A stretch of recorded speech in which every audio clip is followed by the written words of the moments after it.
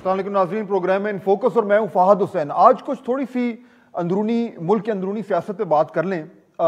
इस वक्त पीडीएम का जो जलसा है वो कराची में जारी है। बड़े अरसे बाद पीडीएम ने कुछ कार्रवाई शुरू की है। लगता यूं था जैसे कि वो कुछ यानी कि कुछ उनको नींद सी आ गई है चंद महीने की, उसके बाद अब बेदार हुए हैं, कुछ एक्टिविटी शुरू हुई है।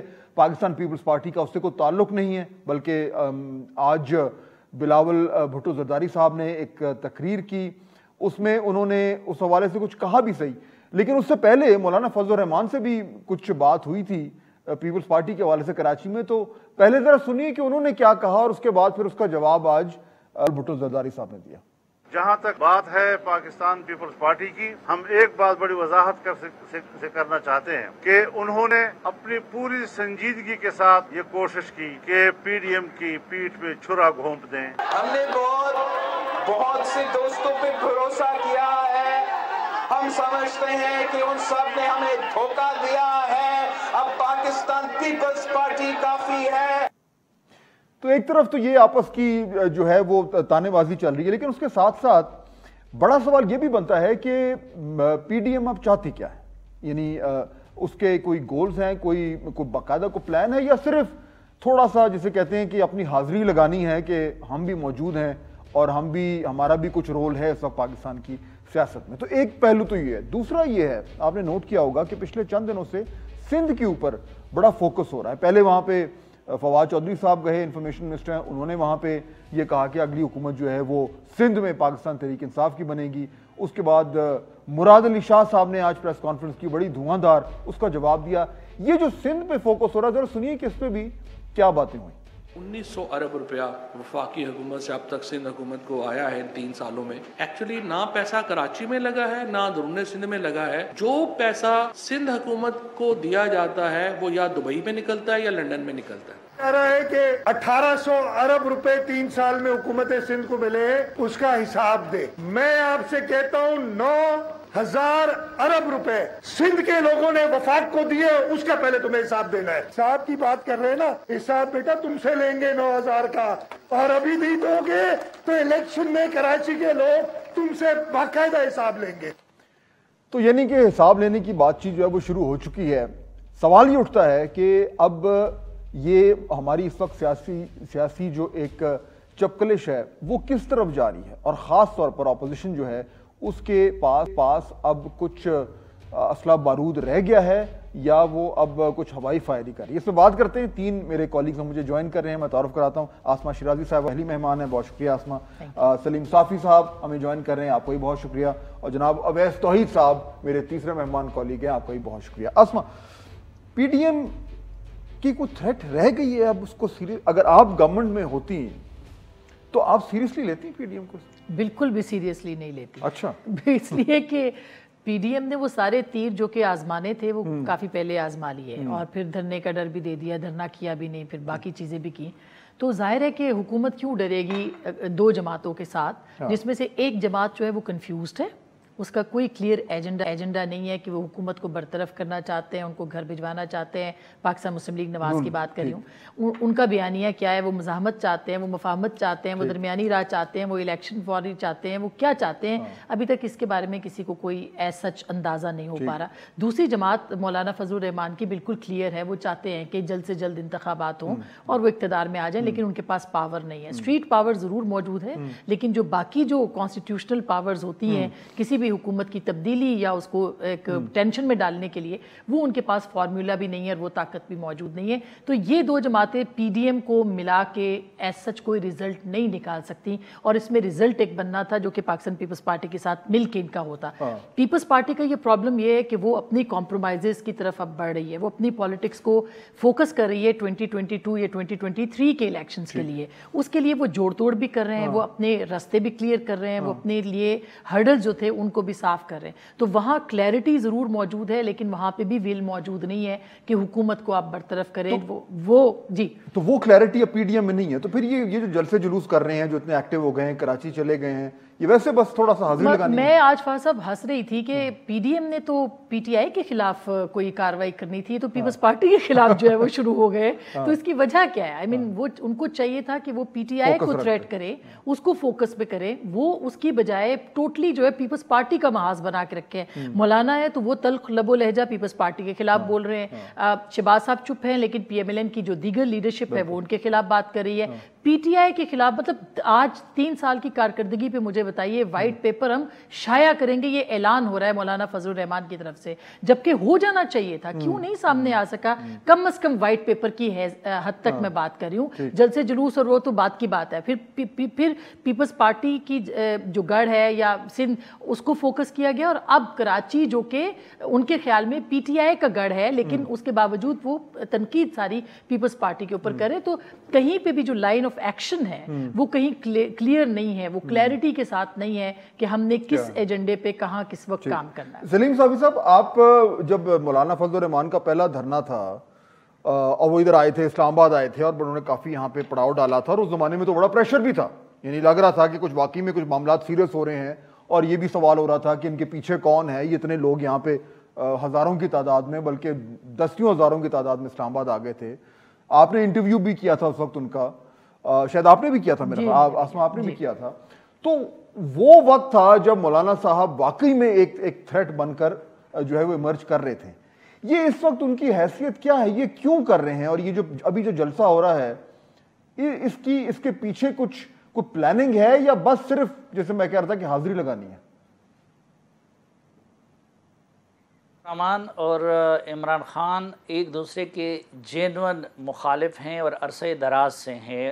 مولانا کے بارے میں بھی ان کی رائے بہت سخت ہیں, اور مولانا فضل الرحمان صاحب ایک تو یہ سمجھتے ہیں کہ لاسٹ الیکشن میں بھی ان کا حق ان سے چھین کے ان کو دلوایا گیا, اور اس الیکشن میں بھی.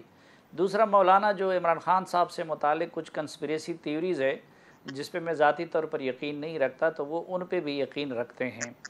اب پھر وہ بھی انتقام کا نشانہ بنائے گئے. تو اس وقت جب مولانا صاحب آئے اور دھرنا انہوں نے بھرپور اپنی قوت کا مظاہرہ کیا, وہ 1.5 سے کوشش کر رہے تھے کہ کچھ پیپلز پارٹی کو بھی ساتھ گرما دے, کچھ نون لیگ کو بھی, لیکن وہ بالکل اپوزیشن بننے کو تیار نہیں تھے. اب اس میں تو مولانا صاحب کے ساتھ ہاتھ ہو گیا کسی اور طرف سے, ان کے ساتھ وعدے وعید ہوئے اور ان کو اس وعدہ وعید کے بنیاد پہ رخصت کیا گیا, جس کے بعد وہ وعدے پورے نہیں ہوئے.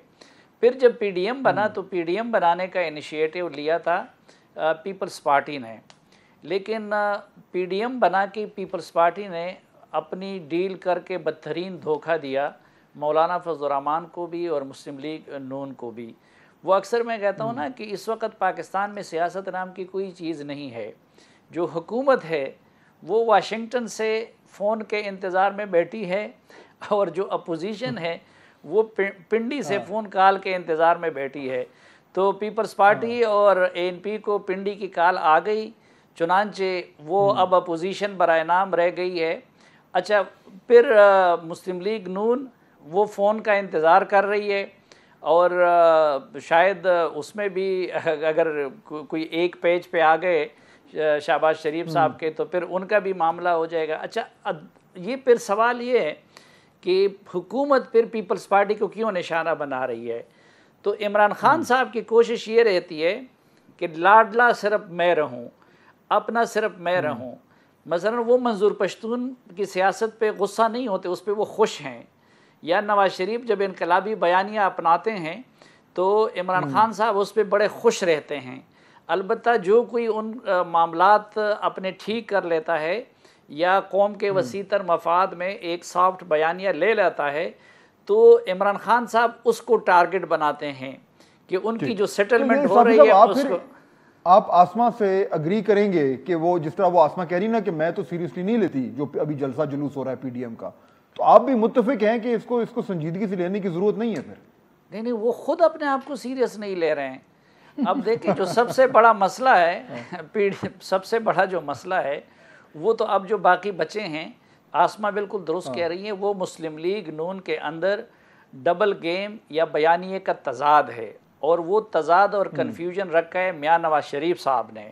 یہ گڈ کاپس اور بیڈ کاپس جو ہے نا, شہباز شریف تو پھر بھی کلیئر ہے, وہ شروع سے کہتے ہیں کہ بھائی بس نہیں لڑنا ہے. وہ صبح لڑتے ہیں, شام کو جو ہے شہباز شریف کو موقع دیتے ہیں. تو ایک تو یہ ہے. اب جو مین کمپوننٹ, ایک نے دھوکہ کیا پیپلز پارٹی نے, اور دوسرے مین کمپوننٹ کنفیوزڈ ہے. تو اس میں معصومہ ٹھیک کری کہ مولانا اور قوم پرست جماعتیں سنجیدہ ہیں, لیکن ظاہری بات ہے کہ جب بڑی جماعتیں سنجیدہ نہ ہوں تو پھر وہ بھی بس اب وقت گزار رہے ہیں, اور یہ لہو گرم رکھنے کا ایک بہانہ ہے.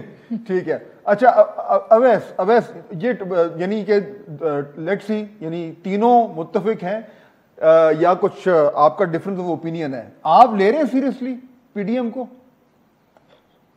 نہیں, ظاہر بات ہے, دیکھیے وہ تو بالکل یہ ریلیونس کا ہی لگ رہا ہے, لیکن میں اس کو اگر اپنے ساتھیوں سے دوسرے اینگل سے دیکھنے کی کوشش کروں تو مولانا فضل الرحمان صاحب اس وقت کی بات کریں, ماضی کی بات نہیں کریں. اس وقت وہ ایسا محسوس کر رہے ہیں کہ مولانا سمیع الحق کی رحلت کے بعد یا ان کے انتقال کے بعد ایک ان کے مدارس کا جو پورا نیٹ ورک ہے اس کا ایک طالبان کے ساتھ نظریاتی ایک تعلق بنتا ہے, اور وہ اسی کی بنیاد پر میں سمجھتا ہوں کہ پی ڈی ایم کے پلیٹ فارم کو یوز کریں گے. اگر آج بھی آپ دیکھیں تو جو جلسے گاہ کے اندر زیادہ تر جو کراؤڈ ہے وہ وداؤٹ ڈاؤٹ کہ وہ مدارس کا ہے. آپ جھنڈوں سے, آپ ان کے حلیے سے سب جانتے ہیں.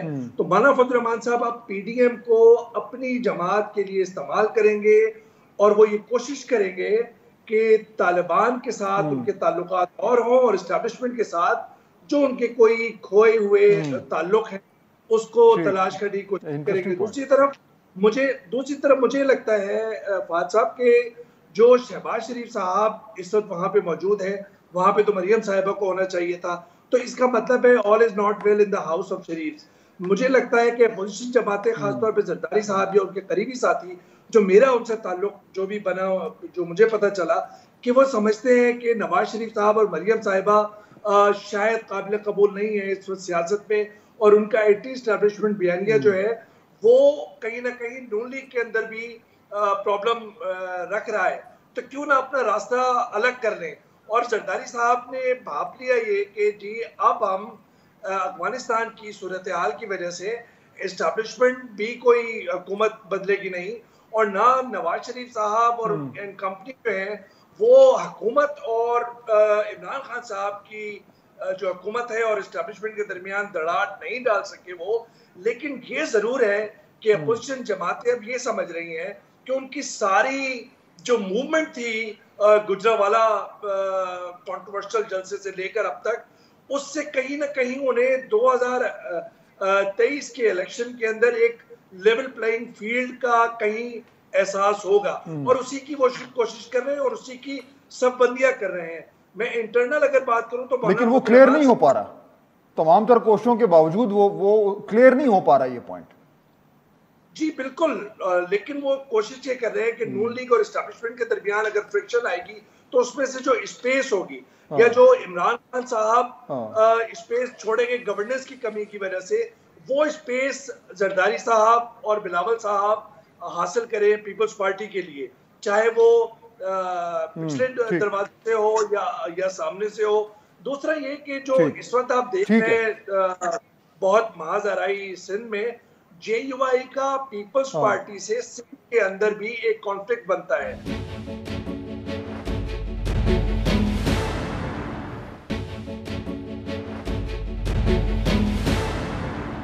آپ نے پتہ نہیں کل سنا وہ جو خواتین کے حوالے سے انہوں نے بیان دے دیا. جی جی جی بالکل. اچھا وہ یہ بھی ایک دیکھیں نا, پی ڈی ایم کے اندر اگر آپ نون لیگ ہیں اور آپ یہ بیان سنتے ہیں تو پہلے بھی خدشات تھے. بہت سارے ایسے لوگ تھے پاکستان میں جو یہ کہہ رہے تھے کہ جی اگر پی ڈی ایم جو ہے پی ایم ایل این اگر جے یو آئی کے پیچھے لگ رہی ہے تو پھر وہ ان کا تو پورا ایک سیاسی رخ جو ہے وہ تبدیل ہو رہا ہے. یہ بھی ٹینشن بیچ میں ایک چل رہی ہے جو مزید کنفیوز کر رہی ہے سارے معاملے کو. اب یہ افغانستان کی صورتحال کے بعد ہوئی ہے کیونکہ مولانا ایک دم سے جو ہے وہ بہت ہیوی ہو گئے ہیں. پہلے بھی وزنی تھے مگر اب وزنی زیادہ ہو گئے.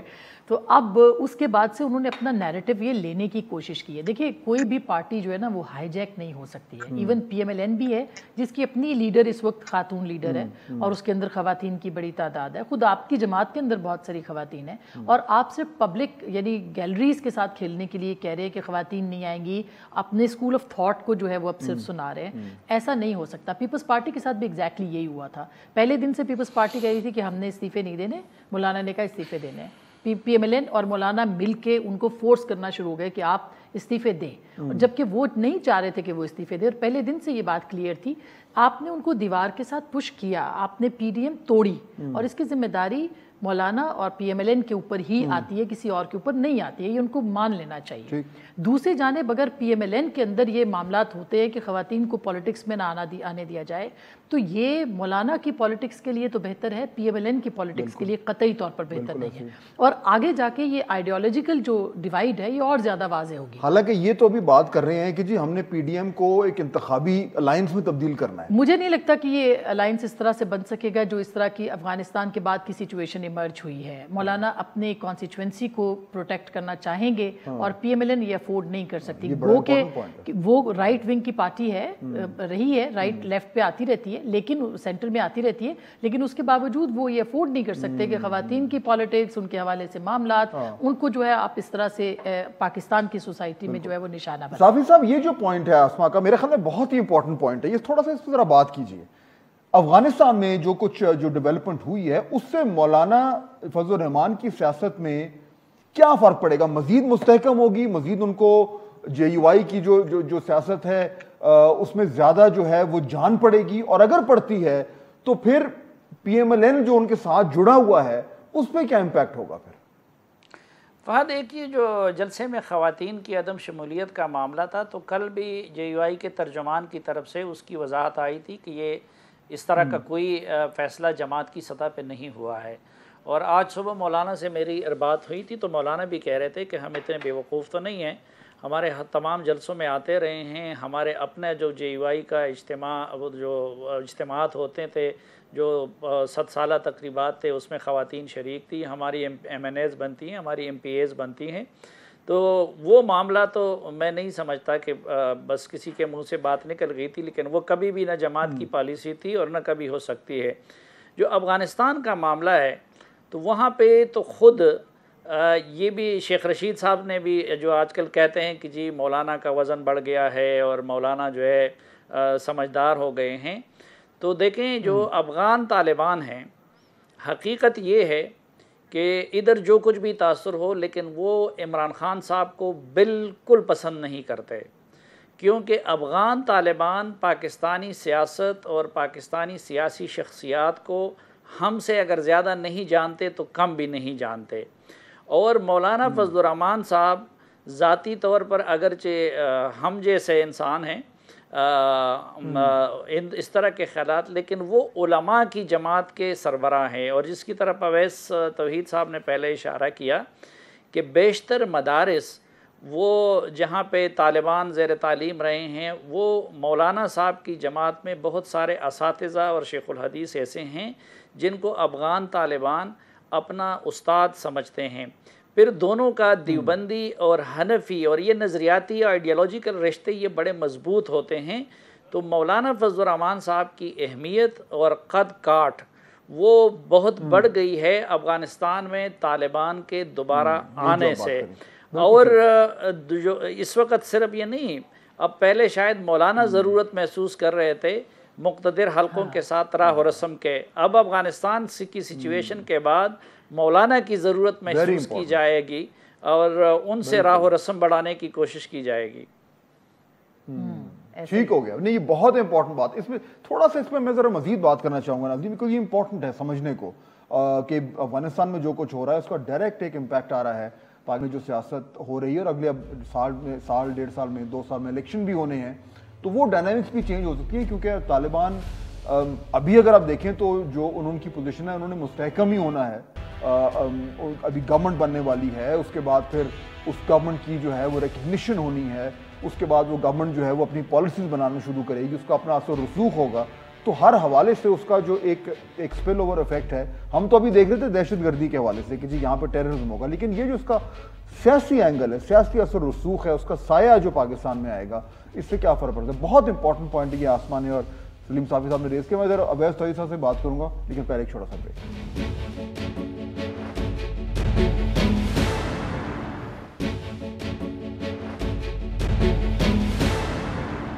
ناظرین، بریک کے بعد خوش آمدید. گفتگو ہو رہی تھی کہ افغانستان میں جو کچھ جو معاملات ہیں ان کا ہمارے اوپر امپیکٹ کیا ہو رہا ہے. امپورٹنٹ پوائنٹ ہے، تھوڑا سا میں آگے بڑھانا چاہ رہا ہوں. اویس، آپ بات سن رہے تھے ابھی آسما بھی یہی بات کر رہی تھیں, صابری صاحب نے بھی بڑی تفصیل سے بات کی, اور جو ذکر آپ نے کیا تھا وہاں سے بات شروع ہوئی تھی. اچھا, اب یہ جو آپ کو نظر آ رہا ہے کہ جو جس طریقے سے معاملات آگے بڑھ رہے ہیں, اس سے کیا فرق پڑے گا؟ اگر آپ دیکھیں اگلے 1.5-2 سال میں الیکشن سے پہلے, آپ کو لگ رہا ہے کہ اس سے زیادہ انسینٹیو ہوگا مولانا صاحب کے لیے کہ وہ اور اپنی سیاست جو ہے وہ مزید تھوڑی سی یعنی طالبان کی جو ان کی نظریاتی سیاست ہے مزید اس طرف جائیں, اس کی بجائے کہ تھوڑا سینٹر میں آئیں؟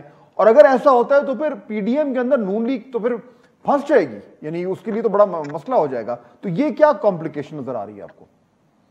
دیکھیں نون لیگ تو it seems like it's already trapped, اور ان کے لیے جو شہباز شریف صاحب کا اس وقت جو کوشش لگ رہی ہے, جو اسائنمنٹ لگ رہا ہے, وہ یہ لگ رہا ہے کہ آپ کس طریقے سے ایک ورکنگ ریلیشن شپ لے کے ہر ایک کے ساتھ اور پھر آگے بڑھیں, اور جو اپنے راستے ہیں ان کو ذرا اسموتھ کر سکیں. اس وقت ان کے آگے بہت زیادہ وہ سمجھتے ہیں کہ لوہے کی دیواریں ہیں, تو وہ جو مولانا صاحب کے ساتھ ہیں وہ اسی وجہ سے ہیں کہ ٹھیک ہے کوئی نہ کوئی ساتھ ہونا چاہیے, لیکن مولانا صاحب کا نیریٹو, مولانا صاحب کا بیانیہ سخت ہوگا. ہم نے 2003 میں بھی دیکھا جب ایم ایم اے بنی تھی, انہوں نے حزبہ بل پاس کیا تھا, انہوں نے بل بورڈز کو بلیکن کیا تھا, انہوں نے میوزیشینز کو کیا تھا, تو طالبان اسٹائل انہوں نے حکومت قائم کرنے کی کوشش کی تھی. اب وہ نہیں ہو سکتا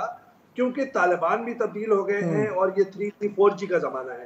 دیکھیں میں یہ سمجھتا ہوں جو میری کابل کی میں جو بات رہتی ہے یا رابطے رہتے ہیں, یہ جو میری انڈرسٹینڈنگ ہے, میں 100 مرتبہ سے زیادہ وہاں پہ گیا ہوں, مجھے ایسا لگتا ہے کہ وہاں پہ 2 دنیا ہیں, اور وہ 2 دنیا ہیں, ایک پوسٹ 9/11 جو ایک افغان ایک نسل ہے اس کے جس نے انٹریکٹ کیا ہے ویسٹ کے ساتھ, ان کی ایک دنیا ہے, اور دوسری دنیا وہ ہے جو طالبان فائٹرز اس وقت گھوم رہے ہیں, جو امریکی یونیفارم میں ہیں, جو افغان فورسز میں ہیں, جو ہم ویز کے اندر ہیں, کوئی وہ مائنڈ نہیں کر رہے کہ جی سیلفیز ہیں. تو ان دونوں دنیاؤں کو ملا کے ایک بیچ میں تیسری دنیا ہوگی اگر افغانستان کے اندر اسٹیبلٹی آنی ہے لانگ ٹرم, اور وہ جو اسپیس ہے, جو مارجن ہے, اس کو حامد کرزئی صاحب یا پھر اشرف غنی صاحب کے کچھ ساتھی یا گلبدین حکمت یار صاحب کے پولیٹیکل مائنڈڈ جو لوگ ہیں جن کو ایکسپیرینس ہے, وہ اس اسپیس اور مارجن کو استعمال کرنا چاہ رہے ہیں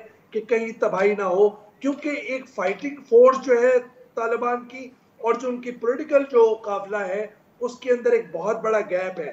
جو قافلہ جو سیاسی قافلہ ہے ان کو اندازہ ہے, صرف 2 جملے میں کہوں گا, ان کو یہ اندازہ ہے کہ اس وقت بدلتی ہوئی دنیا ہے, ہم شورا یا اس طرح کا سسٹم نہیں لے کر آئیں گے, وہ لڑائیاں نہیں کریں گے جو ماضی کے, لیکن جو فائٹنگ فورس ہے وہ کہہ رہی ہے کہ ہماری فورس کی بنیاد پہ ہم نے جو ہے امریکہ کو شکست دی ہے, تو اب نظریاتی حکومت بننی چاہیے. تو میں سمجھتا ہوں اس ٹسل میں یہ جو کارزئی اور دوسرے تجربے کار سیاستدان ہیں وہ بیچ میں اپنا رول پلے کر رہے ہیں. اسی وجہ سے آپ دیکھیں کہ حقانی بہت زیادہ ایکٹیو ہیں, جو حقانی انس حقانی اور خلیل حقانی, جو کافی ایک صرف جملہ, خلیل حقانی صاحب کو لوگ بہت انڈر ریٹ کرتے ہیں.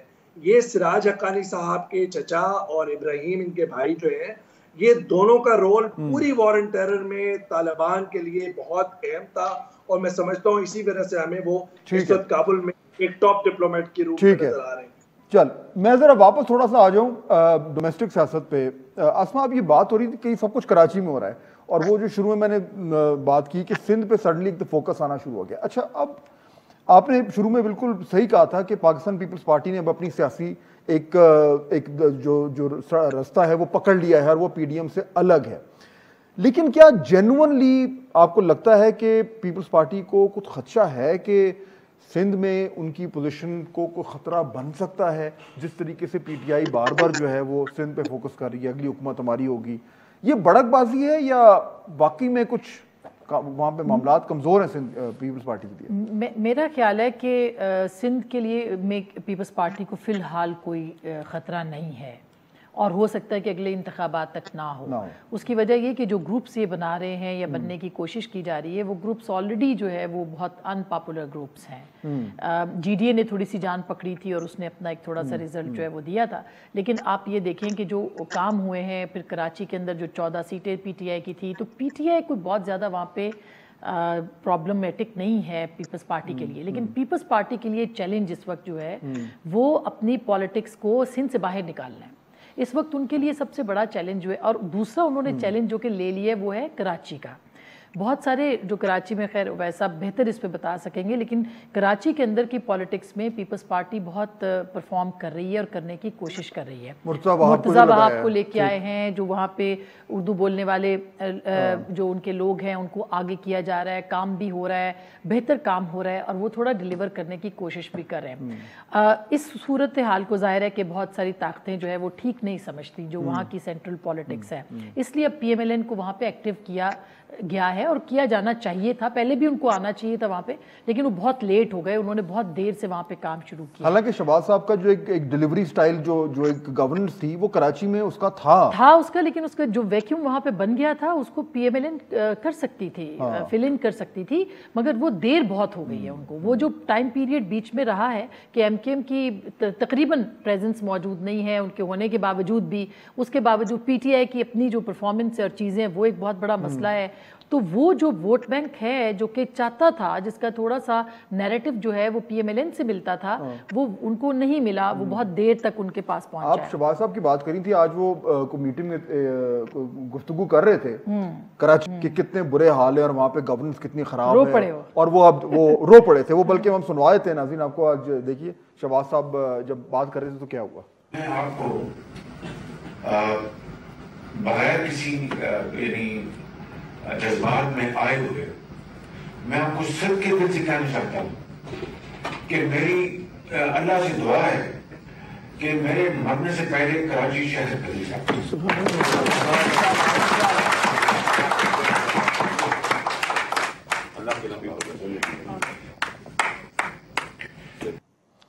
تو یہ اب اس پہ ایک میں مزے کی بات یہ کہ رونا تو ان کو لاہور کے ایشوز پہ بھی اس وقت چاہیے, اور پنجاب کے بھی, جہاں پہ وہ تبدیلی لا بھی سکتے تھے, کوشش کر سکتے تھے. تبدیلی آتی یا نہیں آتی, لیکن وہ کوشش کر سکتے تھے, اور شاید وہ چاہتے بھی تھے کہ وہاں پہ آئینی طریقے سے تبدیلی لائی جائے یا تحریک عدم اعتماد لائی جائے, لیکن ظاہر ہے کہ پارٹی نے یا میاں صاحب نے, بڑے میاں صاحب نے ان کو نہیں کرنے دیا. تو وہاں پہ بھی ان کو 2-4 آنسو ضرور اپنے جو ہے وہ کرنے چاہیے, ضائع کرنے چاہیے پنجاب کی صورتحال کے اوپر بھی جو وہاں کی گورننس اس وقت چل رہی ہے. اچھا صافی صاحب, اب یہ ظاہر بات ہے کراچی پہ فوکس ہو رہا ہے, اور اب جس طرح آسما بات کر رہی تھیں کہ وہاں پہ لوگ ایک لگ رہا ہے کہ جی کراچی شہر جو ہے وہاں پہ پی ایم ایل این بھی اپنی جگہ بنا سکتی ہے, یا پیپلز پارٹی بھی پوری کوشش کر رہی ہے. لیکن اگر ہم مجموعی طور پر دیکھیں تو یہ ساری صورتحال کو سامنے رکھتے ہوئے کیا یہ کہنا درست ہوگا کہ عمران خان صاحب کی پوزیشن اب مستحکم, پہلے سے کافی زیادہ مستحکم ہو گئی ہے, اور ان کو بظاہر اب کوئی چیلنج نظر نہیں آ رہا. افغانستان کی صورتحال بھی آپ سامنے رکھیں, اس میں ہم نے بات کی ہے کہ خدا نہ خواستہ اگر کوئی دہشت گردی کے واقعات بڑھتے ہیں اور ہوتا ہے وہ الگ بات ہے, لیکن اس وقت وہ ان کی پوزیشن زیادہ مستحکم ہے اپوزیشن سے کہیں زیادہ. یہ اسیسمنٹ ٹھیک ہے آپ کے خیال میں؟ اس میں دیکھیں فہد, اس میں کوئی شک نہیں کہ عمران خان کی اسٹیٹسمین شپ زیرو ہے. انہوں نے اکنامکلی بھی پاکستان کو تباہ کر دیا, اور خارجہ محاذ پہ بھی پاکستان کو ایسے ناقابل تلافی نقصانات پہنچائے کہ جس کی ریکوری بہت مشکل ہوگی. لیکن اگر صرف پالیٹکس کی بات کرے اور پاور پالیٹکس کی, تو اس وقت وہ عمران خان صاحب نون لیگ سے اور پیپلز پارٹی سے بہت اچھا کر رہے ہیں. وہ اسٹیبلشمنٹ کے ساتھ بھی بہت طریقے سے کھیل رہے ہیں. جہاں وہ بلیک میل کرنے پہ کی ضرورت ہو بلیک میل کر لیتے ہیں, دھمکی دینے کی ضرورت ہو دھمکی دے دیتے ہیں, جہاں قدموں میں بیٹھنے کی ضرورت ہو وہ کر لیتے ہیں. ان دونوں جماعتوں کا ایک تو المیہ یہ ہے کہ یہ ایک تو دونوں نے انٹینشنلی عملاً جب اقتدار آتی ہے تو ایک نے اپنے آپ کو سندھ کی جماعت بنا دیا قومی سے, اور دوسرے نے اپنے آپ کو پنجاب کا بنا دیا. مثلاً آپ اقتدار کے دنوں میں دیکھیں تو انہوں نے کیا کیا تھا, مثلاً ہمارے فاٹا کے اور ان کے معاملات انہوں نے قادر بلوچ کے سپورٹ کیے تھے, اور پورے بلوچستان کے لیے پنجاب کے ایک وزیر کو، وفاقی وزیر کو مقرر کیا تھا کہ مسلم لیگ نون کی طرف سے ہینڈلنگ وہ کرے۔ اب وہ قادر بلوچ نے کیا کیا اور باقی کیا ہوگا؟ ایک تو ان کی یہ غلطی ہے، دوسرا ابھی اس میں کوئی شک نہیں کہ یہ جو کچھ کر دیا بلاول نے، اور یہ تابعداری کر کے اور پی ڈی ایم کے ساتھ غداری کر کے، تو انہوں نے پارٹی کو مزید سندھ تک محدود کر لیا، اور اب باقی ملک میں اس کو کوئی پذیرائی نہیں مل سکتی۔ پھر سندھ کے اندر بھی وہ ظلم یہ کر رہے ہیں کہ کراچی جو کہ اس کا دارالخلافہ ہے، اس کو پیپلز پارٹی اون نہیں کرتی، اور وہاں پہ بھی ان کی وہ ڈرٹی پالیٹکس جاری رہتی ہے۔ اب دیکھیں کرپشن میں تو پیپلز پارٹی کا کوئی ثانی نہیں ہے، اور اس وقت بھی دیکھیں جو ان کے کیسز ہیں وہ ان کی مجبوری اور سندھ کی حکومت ان کی کمزوری ہے۔ لیکن پہلے تو چلو ایک جمہوری کریڈنشل پیپلز پارٹی کے ہوتے تھے، تو اس کی وجہ سے ہم ان کے اس کرپشن کی گناہ سے صرف نظر کر لیتے تھے، لیکن اب یہ ڈیل کی سیاست کر کے اور پی ڈی ایم بنا کے پہلے اس میں دیکھیں دباؤ ڈالنے کے لیے محسن داوڑ کو بھی شامل کیا، دیگر جماعتیں اس میں شامل نہیں تھی، لیکن پہلے ان کو نکالا، پھر پی ڈی ایم کے ساتھ یہ غداری، تو وہ جمہوری کریڈنشل بھی اس نے اپنے متاثر کر لیے۔ ٹھیک ہے ناظرین، بریک کا وقت ہو رہا ہے، چھوٹی سی بریک لیتے ہیں، واپس آتے ہیں تو پھر ذرا پروگرام کو جو ہے فائنل میں لے کے چلتے ہیں کہ اب یہ تمام چیزیں سامنے رکھتے ہوئے فوری طور پر کون سے بڑے چیلنجز ہیں جن کو ہمیں ایکسپیکٹ کرنا چاہیے۔ بریک کے بعد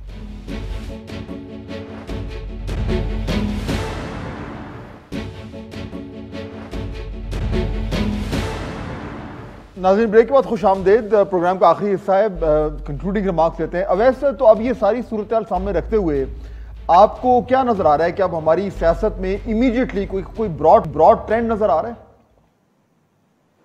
جی پھر سے بولیے گا۔ سیاست میں ہمیں آپ کو کوئی کلیئر ٹرینڈ نظر آ رہا ہے کہ اب اگلے یعنی شارٹ ٹرم میں ہماری سیاست کس طرف جا رہی ہے؟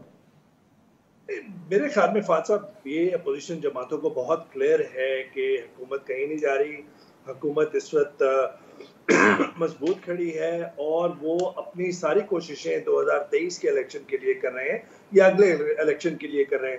زرداری صاحب جو ہیں بلوچستان میں نیشنلسٹ پارٹی سے چودھریز کے ساتھ مل کے، جنوبی پنجاب میں نون لیگ کا وہ سمجھتے ہیں کہ اگر پنجاب میں کوئی بھی نقصان ہو تو پھر الیکٹیبلز کی سیاست وہاں پہ کچھ وہاں سے سیٹیں لے لی جائیں، اور اے این پی ان کے ساتھ ہے، تو وہ سمجھتے ہیں کہ اس طرح کر کے ایک کوئی 50-60 کا ایک سیٹیں لے لیں، اور اس کے بعد جو بھی پارٹی ان کے ساتھ آنا چاہتے ہیں تو مسئلہ نہیں ہے، کیونکہ اس وقت تو وہ بیک ڈور پالیٹکس پہ بلیو کر رہے ہیں اور اسٹیبلشمنٹ کی بلیسنگز لینا چاہتے ہیں، اور وہ اسپیس گریب کرنا چاہتے ہیں جو نون لیگ اور حکومت کی فرکشن میں اویلیبل ہے، یا نون لیگ اور اسٹیبلشمنٹ کے مابین جو فرکشن ہے۔ لیکن ایک بات جب کہوں گا آپ سے کہ میں آپ کو بالکل بریفلی ٹائم ختم ہو رہا ہے، جی اطلاع کی بنیاد پہ کہہ رہا ہوں کہ ایک کہیں نہ کہیں تحریک انصاف میں یہ موجود ہے